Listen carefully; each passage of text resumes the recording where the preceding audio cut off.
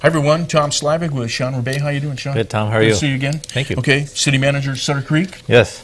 Okay, you know, it sounded to me like we did some stories on Sutter Creek last week, and it sounded like financially Sutter Creek is doing fairly well. Yeah, we're coming back from the bad times. You know, we still have a general fund deficit that we need to pay off, but we've had balanced budgets with surplus for the past 3 years. So things are going, you know, as good as they could go, I guess. Okay, and you just rehired your finance director, Joe Aguilar, and it sounds like he had probably a lot to do with giving you some mental security on knowing where all the you know. Yeah. He came out with a good way of reporting everything. Yeah, he's done a great job to kind of get us back on an even keel and understanding where our finances are at. He's been a great help to the city. His contract is for $90,000 for his whole firm to basically run our full finance department. So it's been really beneficial for us. Okay, and you must have thought he did a swell job, because I think he originally started at maybe $75,000 and it got bumped to $90,000. But from what I heard, you know, he's done a fantastic job for you guys of giving you clarity.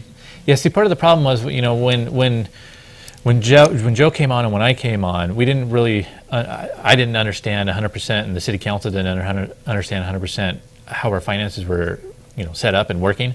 And so we didn't really know what we were getting into with hiring Joe's firm to come in. And so we started out at $75,000. It was apparent that wasn't going to be enough for us to get the level of what we wanted done. So his contract got bumped up to $90,000, and then it's stayed at $90,000 since then. Right, and I think probably maybe through him, that's where the monies that was with the water agencies, those differences there that you know, seem to work out in your way. That a lot of that stuff was discovered.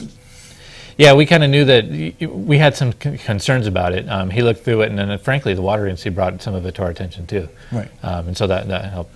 Right. Okay. So good. So moving on from there, that's a good thing. Now the alignment in Sutter Creek, up there at 104 Prospect Lane and Bowers Drive. Right. That's going forward now, right? Yeah, they just started work on it late last week. They're in the kind of grubbing and clearing stage stuff. And so what that project's going to do is it's going to take Prospect Drive where it's at now and shift it over kind of towards the Italian picnic ground a little bit, okay, and then have it realign with Bowers Drive so it's a straight across intersection instead of being offset, right, for safety purposes. And we'll be able to get rid of that weird right in, right out only thing on Bowers Drive that nobody likes, people consistently complain about, and so that'll be taken out as part of that project. Okay, that is a little strange the way that worked out, but that'll be straightened out, and then I guess Prospect's going to be cul-de-sac at the end there?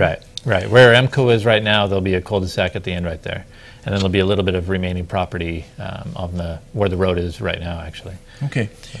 And let's see. Along with that, you know, that's it's probably going to help serve the right now, I guess we could call it Walgreens shopping center, being the anchor there, and I think maybe the only thing there.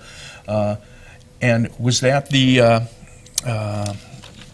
let me see, you just gave them there's an extension there for the permitting process or something like that. Explain that. Yeah, they had their site plan permit was due to expire, and so what the city planning commission did was extend that site plan permit. So it allows their entitlements to continue forward for another 12 months, so they can continue to try to build some stuff, get some more. Okay, it certainly seems to be a good idea there to do that, and give them more time. And it sounds like that alignment would probably help with the ingress and egress. Down the road it will. The second phase includes a driveway that'll be off of Bowers Drive, not in the first phase of their project. And so I don't know phasing, like time-wise, when all that'll happen, but eventually it'll help them for sure.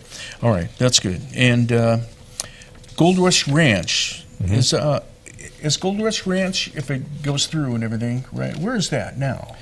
We're still in the litigation phase. It's an active litigation. The record's being prepared and basically being finalized right now. And so once that's done, both parties will get together and see if we can come to some sort of a settlement. Maybe you can refresh our minds a little bit. What is the litigation? There's two different pieces to it. There's a CEQA lawsuit for the California Environmental Quality Act, basically based on the traffic that the project would generate. The party who sued us is claiming that the traffic impact study was inadequate and that the traffic will be too much for the roadway system.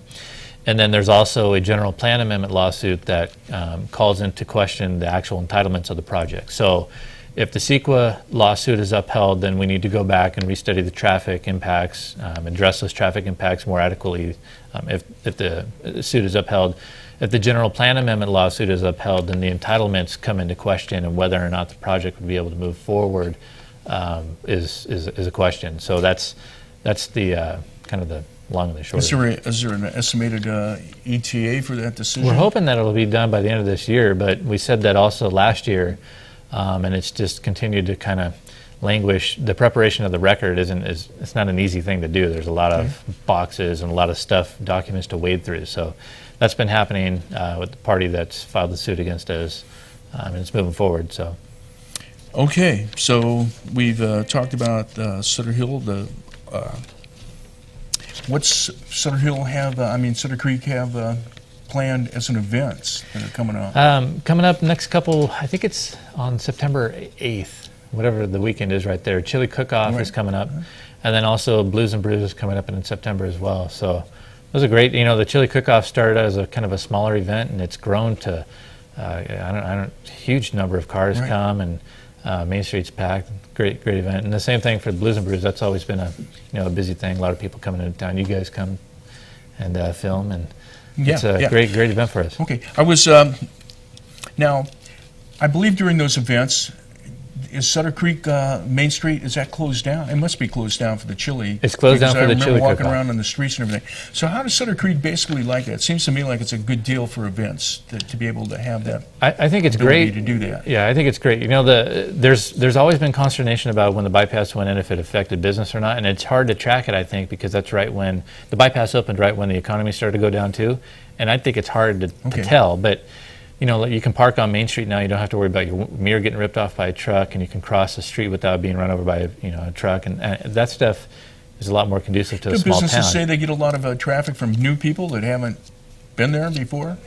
Yeah, I think Sutter Creek's always been more of a destination than people just driving through and deciding to stop. I think I'm sure that happens, but now the city does a great job, especially the promotions committee does a great job of promoting the city, and that helps bring those people in. So, the fact that we can close down Main Street now and it's not as big of a hassle as it was with Caltrans I think it's a benefit for us for sure. Okay, sounds good. And thanks for coming by and bringing us an update. Pleasure. And stay with us, there's more news on the other side of the break. You're watching Amador County's #1 news and sports leader, TSP